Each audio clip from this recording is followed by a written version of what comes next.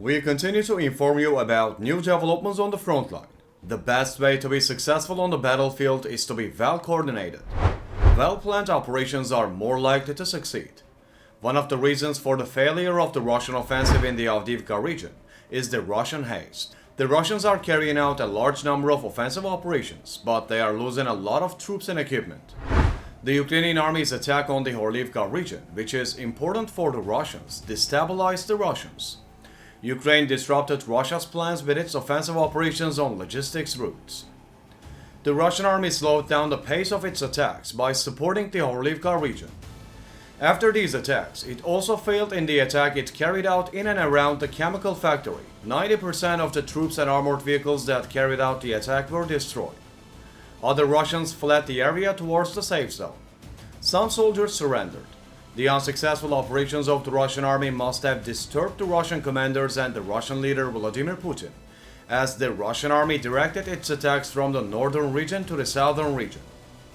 The Russians, who organized many unsuccessful offensive operations in the north of Avdiivka, wanted to try their luck in the southern region.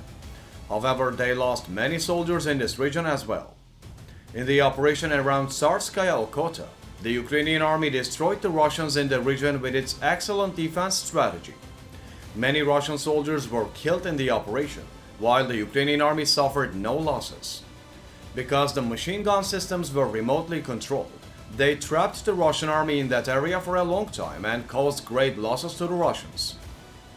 After the failure of the major attacks, the Russians decided to carry out another offensive operation in the southern region. The Russians launched an offensive operation towards the Tsarskaya Okhota restaurant and the industrial zone. Russian forces were quite large and strong in the region. The Russian army, which wanted to enter the industrial zone and advance from here, increased its firepower and continued the attack operation. The Russian army had demolished most of the buildings in the area and was destroying the remaining buildings with artillery shelling. However, this situation could create problems for the Russians. The Ukrainian army was waiting behind the defense line as the area was very open and would be an easy target.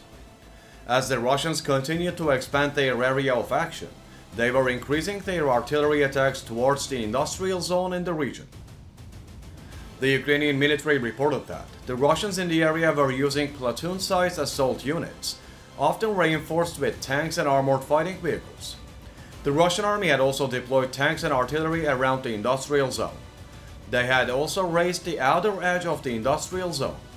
The Ukrainian army saw that Russia was destroying everything in its path and thought it would be good to formulate a new plan. The area was very open. The Russian army had destroyed buildings and other structures in the area, making it completely targetable. If the Ukrainian army entered the industrial zone, they would be easy targets and would be target of Russian attacks. The Ukrainian army improved its defense tactics here and took action. The Ukrainian army completely controls the forest around the industrial zone.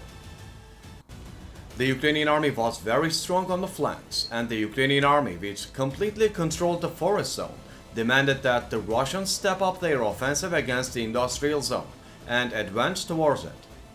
This was a tactical move. It was Ukraine's most important plan to draw the Russians towards the area.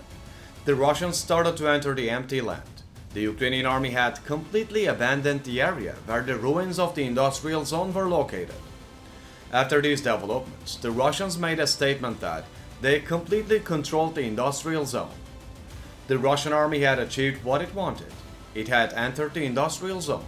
The Ukrainian defense had retreated and the Russians had taken control of the area. But the Russians had destroyed everything in the area. There were no positions to hide in the area and the Russians had become an open target. With the tactics applied by the Ukrainian army, they drew the Russians towards the position they wanted. Ukrainian special forces first targeted the Russian artillery in the region.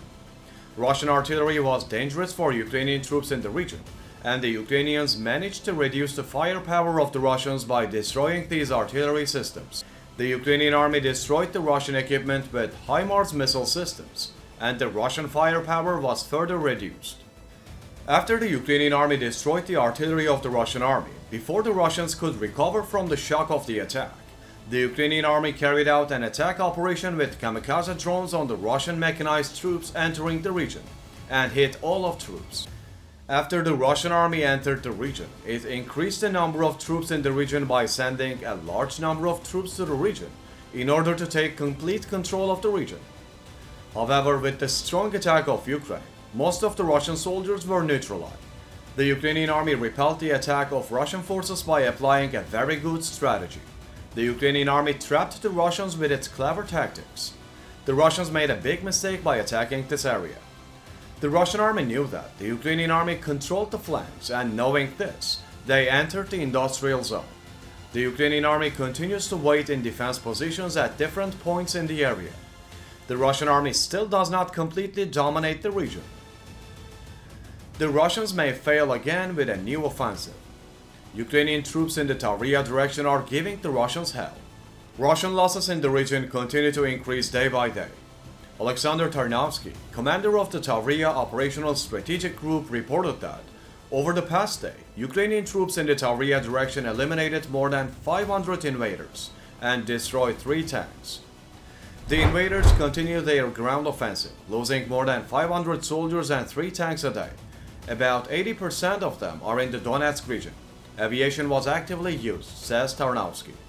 In total, in the zone of responsibility of the Tavria Group of Operational and Strategic Troops, the enemy carried out 17 airstrikes, conducted 37 combat clashes, and fired 649 artillery shots. The Ukrainian defense forces are firmly maintaining the defense in the Avdiivka direction, Tarnovsky said. The Russians lost 514 soldiers during the day and 1 Russian invader surrendered.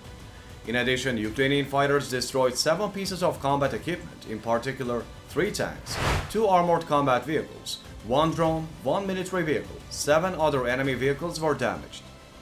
Tarnovsky concluded, at the same time, an offensive operation is underway in the direction of Melitopol. However, the Russians have lost 750 soldiers on all fronts in the past day.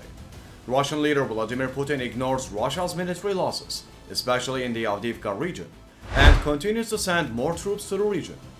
As the Russians send troops to the region, their losses continue to increase. The Russians have lost 325,580 soldiers since the beginning of the war. In addition, 7 Russian tanks and 11 military armored vehicles were destroyed.